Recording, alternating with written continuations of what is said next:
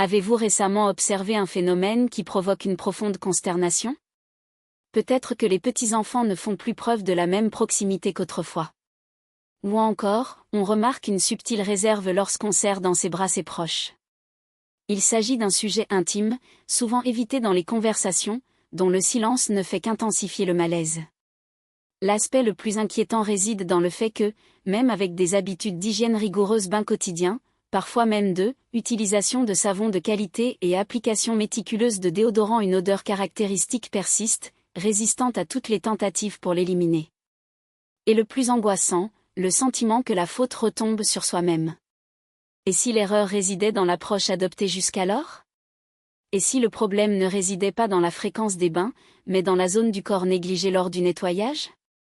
La science médicale a identifié un domaine spécifique associé aux odeurs corporelles liées au vieillissement, dont l'importance est largement ignorée par presque toutes les personnes dans leur routine d'hygiène quotidienne. Ce qui est proposé ici n'implique pas l'achat de produits coûteux ni le fait de passer des heures excessives aux toilettes. Il s'agit plutôt de comprendre les mécanismes biologiques sous-jacents et de mettre en œuvre un changement simple mais fondamental qui s'attaque à la racine du problème. Récemment, nous avons eu l'occasion de discuter avec une dame d'une 60aine d'années, qui s'appellera Margarida. Son histoire, marquée par les larmes, résonne encore avec intensité. Margarida a décrit comment sa plus jeune petite fille, qui avait l'habitude de se blottir sur ses genoux sans hésitation, montre désormais une certaine réticence avant un câlin. Un jour, la grand-mère a entendu l'enfant chuchoter à sa mère, dans une pièce adjacente, lui demandant la raison de son odeur différente. Il est difficile d'imaginer la douleur que de tels mots peuvent causer. Margarida, il faut le souligner, est une personne extrêmement attentive à son hygiène, elle se douche quotidiennement avec soin, utilise des produits haut de gamme et applique des parfums avec précision. Cependant, malgré tous les efforts, un léger arôme persistant, légèrement sucré et terreux, insiste pour persister.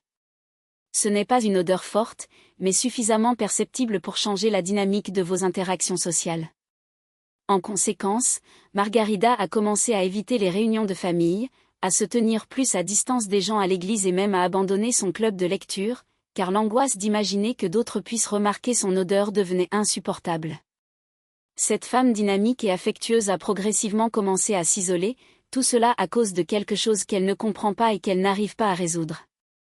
Le plus tragique, c'est que son histoire n'est pas isolée.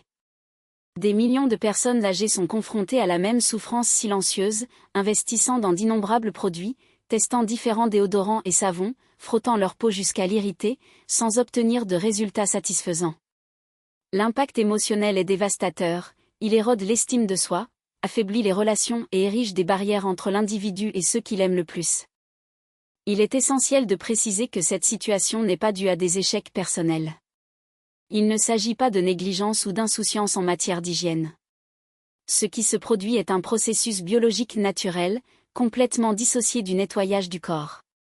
Pendant des décennies, un mythe cruel et infondé s'est répandu selon lequel les odeurs chez les personnes âgées étaient le signe d'une mauvaise hygiène, comme si la fréquence ou la qualité des bains était insuffisante. Cette croyance a engendré des souffrances et une honte indicible, rejetant la faute sur ceux qui font déjà de leur mieux. Considérez les dommages psychologiques qui en résultent, lorsque vous vous douchez méticuleusement et que vous constatez quand même la persistance de l'odeur, quelle conclusion s'impose? La tendance est de croire qu'il y a quelque chose qui ne va pas chez soi, de remettre en question sa propre capacité à prendre soin de soi et de devenir hypervigilant par rapport à son espace personnel, interprétant le geste de chaque autre personne comme une réaction possible à sa propre odeur. Cette idée fausse alimente un cercle vicieux de honte et d'isolement. La peur de se rapprocher des autres grandit, chaque interaction sociale commence à être analysée avec méfiance et même un bref câlin d'un enfant adulte est interprété comme un signe de rejet. L'anxiété devient épuisante, privant l'individu de moments simples qui devraient être source de joie. Beaucoup, dans cette situation, réduisent leur vie sociale, ils évitent les transports publics de peur de s'asseoir à côté d'étrangers, ils arrêtent de se rendre dans des lieux très fréquentés et refusent les invitations à des événements qui leur procuraient du plaisir. Le plus douloureux, c'est qu'ils croient épargner les autres en s'éloignant. L'impact sur les relations familiales est particulièrement profond. Les enfants, avec leur franchise naïve, peuvent faire des commentaires profondément blessants. Les enfants adultes, essayant d'éviter l'embarras, choisissent le silence, mais leur langage corporel, un câlin rapide, un pas en arrière pendant une conversation, révèle la vérité. Ces signes sont perçus, ressentis et génèrent le doute. Seriez-vous en train de devenir un poids pour ceux que vous aimez le plus? Il est crucial de comprendre que tous les efforts entrepris, les bains fréquents, les produits utilisés ne sont pas efficaces, non par incompétence, mais parce qu'ils s'attaquent aux mauvais problèmes, avec des outils inadéquats. C'est comme essayer d'éteindre un feu de pétrole avec de l'eau, en plus d'être inefficace, cela peut aggraver la situation.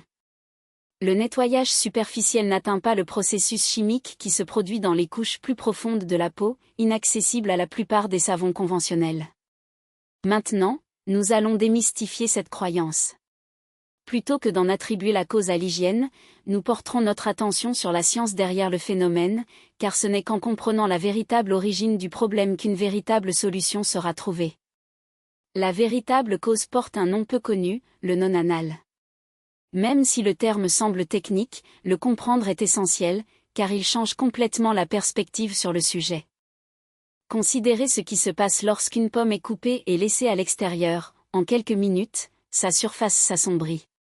C'est le résultat de l'oxydation, une réaction entre l'oxygène de l'environnement et les composés présents dans le fruit, qui modifie sa couleur, sa texture et même son arôme. Quelque chose de similaire se produit avec la peau humaine au fil des années. L'épiderme possède une couche protectrice d'huile naturelle, appelée lipide, notamment des acides gras oméga 7. Dans la jeunesse, l'organisme dispose d'un système antioxydant robuste, capable de protéger ces acides gras de l'oxydation, comme si une barrière invisible empêchait la pomme de brunir. Cependant, à partir de 40 ans, deux processus significatifs s'engagent. Premièrement, les changements hormonaux modifient la composition des huiles cutanées. Deuxièmement, et c'est là le point crucial, la capacité antioxydante naturelle de l'organisme commence à décliner, affaiblissant cette protection. En conséquence, les acides gras de la peau deviennent vulnérables. Le bon outil pour le travail. Compte tenu du caractère lipophile du non-anal, l'eau et les savons classiques s'avèrent insuffisants, car ils n'ont pas la capacité d'émulsionner et d'éliminer efficacement cette molécule.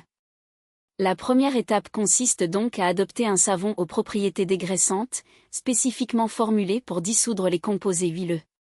Les produits à base d'acide salicylique ou de peroxyde de benzoyle, couramment utilisés dans le traitement de l'acné, démontrent leur efficacité dans ce contexte, car ils agissent en brisant les liaisons lipidiques, facilitant ainsi l'élimination du non-anal.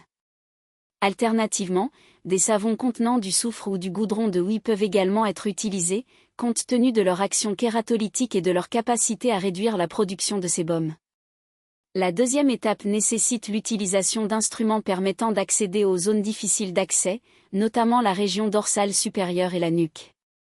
Les brosses de bain à manches extensibles, les éponges de bain à manches ou encore les gants de nettoyage à la texture douce et abrasive sont des ressources essentielles.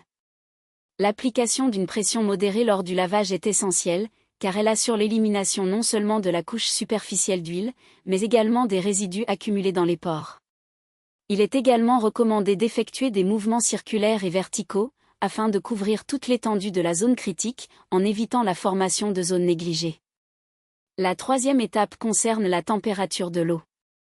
Bien que les bains trop chauds soient souvent associés à une sensation de nettoyage en profondeur, ils favorisent la dilatation des pores et l'élimination excessive des huiles naturelles de la peau, déclenchant un effet rebond de la production de sébum.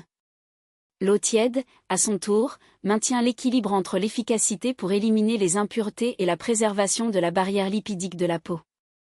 De plus, la température modérée favorise l'action des agents dégraissants présents dans le savon, renforçant ainsi sa capacité émulsifiante. La quatrième étape consiste à mettre en place une routine d'exfoliation périodique, visant à éliminer les cellules mortes et à désobstruer les pores. L'accumulation de kératine et de résidus sébacés à la surface de la peau crée un environnement propice à l'oxydation des acides gras, intensifiant la production de non-anal. L'utilisation d'exfoliants chimiques, comme ceux à base d'acide glycolique ou lactique, ou d'exfoliants physiques à fines particules, comme les microsphères de jojoba, favorise le renouvellement cellulaire et réduisent la concentration de substrat disponible pour la formation du composé odorant. Cependant, il est impératif que la fréquence des exfoliations soit adaptée au type de peau, en évitant les agressions qui pourraient compromettre l'intégrité de la barrière cutanée. Enfin, la 5e étape répond à la nécessité d'une approche systémique, qui transcende la simple hygiène corporelle.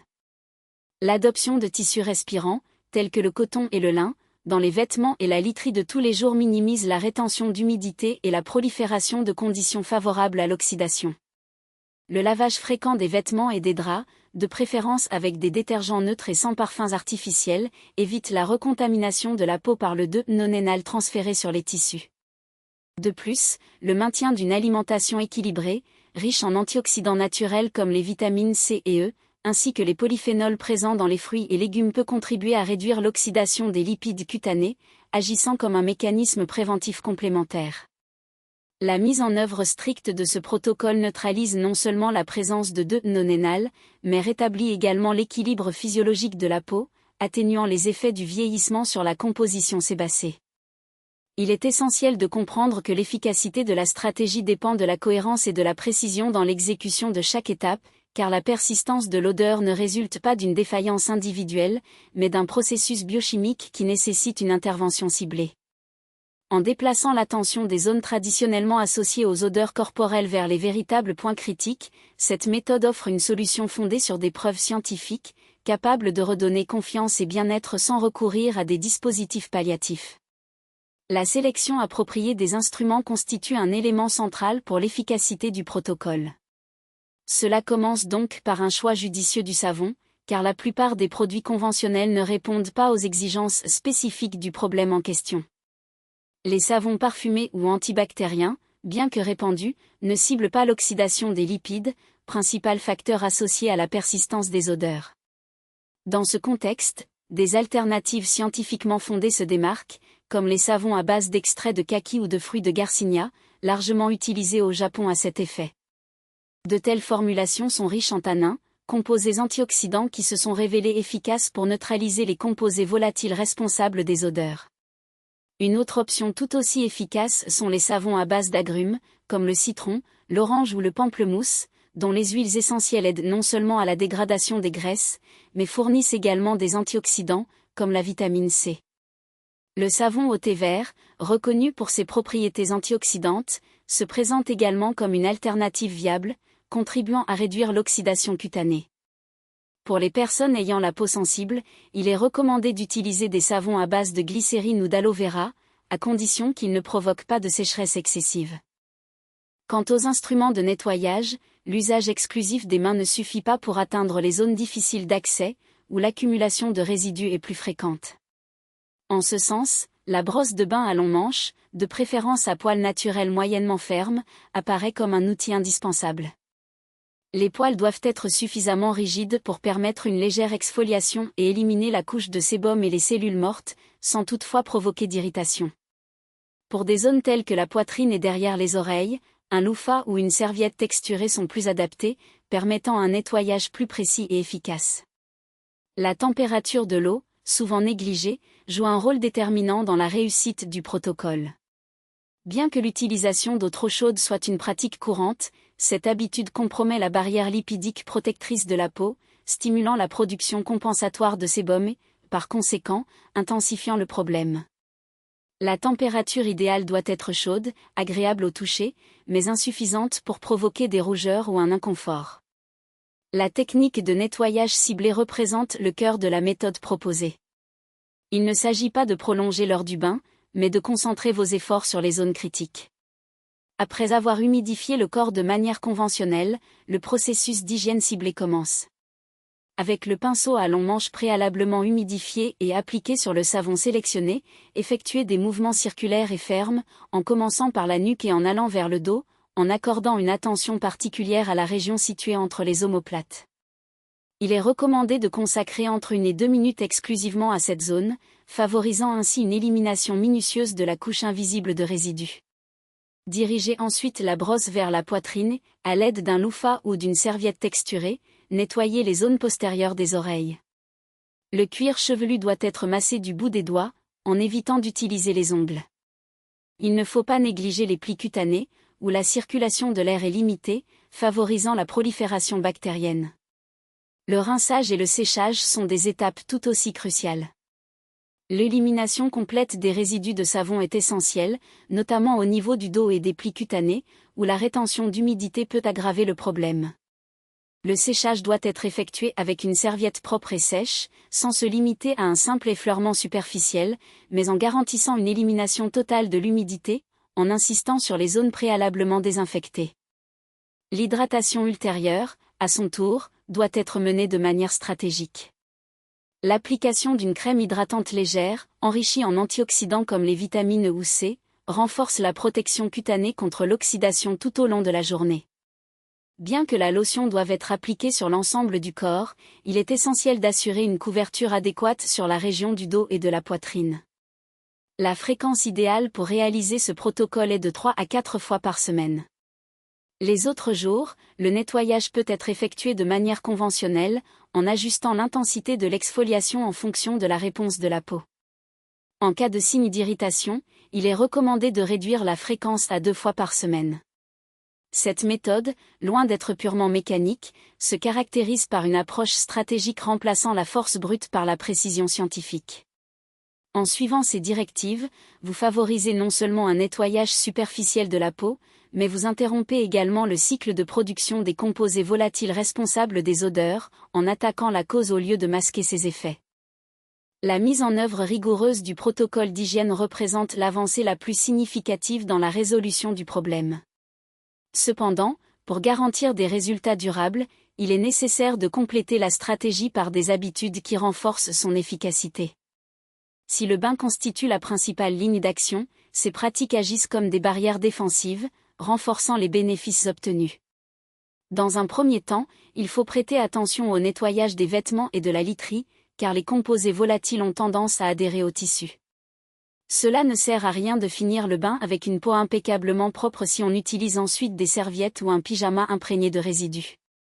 Il est recommandé de laver les serviettes toutes les 2 ou 3 utilisations, les draps une fois par semaine et les sous-vêtements après chaque utilisation. L'ajout d'une tasse de vinaigre blanc au cycle de rinçage de votre machine à laver agit comme un désodorisant naturel, éliminant les odeurs sans laisser de résidus visibles après le séchage. Pour les vêtements aux odeurs plus persistantes, inclure une demi-tasse de bicarbonate de soude avec la lessive au début du lavage aide à éliminer les résidus et adoucit les tissus. Dans la mesure du possible, il convient de privilégier le séchage au soleil, car les rayons ultraviolets ont des propriétés désinfectantes et désodorisantes avérées. L'alimentation constitue un autre pilier fondamental de la stratégie de lutte contre ce problème. Si l'oxydation est le mécanisme central, les antioxydants représentent la solution la plus efficace, et leur ingestion s'avère encore plus impactante que leur application topique. Une alimentation riche en aliments antioxydants renforce les défenses internes de l'organisme.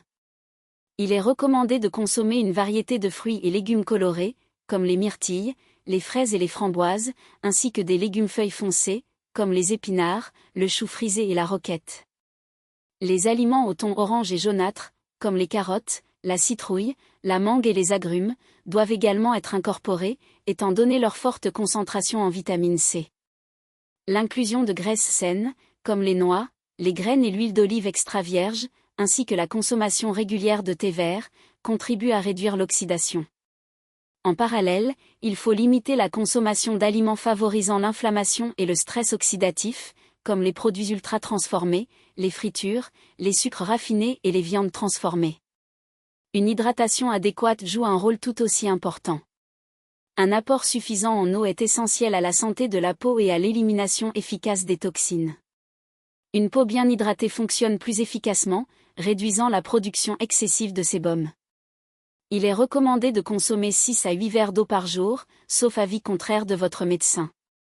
Enfin, la ventilation dans les environnements résidentiels doit être intégrée dans une habitude quotidienne. Ouvrir les fenêtres quotidiennement pendant une période de 10 à 15 minutes, même en hiver, favorise la circulation de l'air et la dissipation des odeurs, contribuant ainsi à un environnement plus sain et équilibré. La circulation de l'air frais contribue à la dispersion des molécules odorantes qui ont pu s'accumuler dans l'environnement. Cinquièmement, la gestion du stress est essentielle.